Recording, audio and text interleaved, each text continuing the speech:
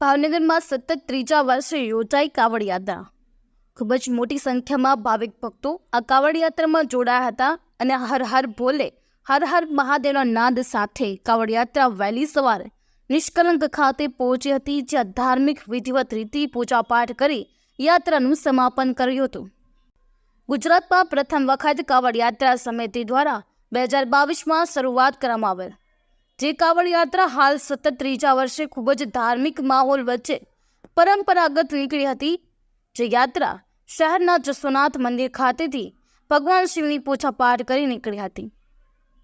ત્યાં આ યાત્રા ખાસ કરીને ઉત્તર ભારતના અનેક રાજ્યમાં કાવડ યાત્રા કાઢવામાં આવે છે અને હજારો લોકો હજારો કિલોમીટરની યાત્રા કરે છે, જેનું ખૂબ જ મહત્વ હોય છે। ત્યારે તેની પ્રેરણા લઈ ભાવનગરમાં છેલ્લા 3 વર્ષથી કાવડ યાત્રાનો પ્રારંભ કરાયો છે, જે શહેરના ઐતિહાસિક જસોનાથ મહાદેવ મંદિરથી આ કાવડ યાત્રાનું પ્રસ્થાન કરી નિષ્કલંક મહાદેવ મંદિર સુધી આ યાત્રા યોજવામાં આવી હતી।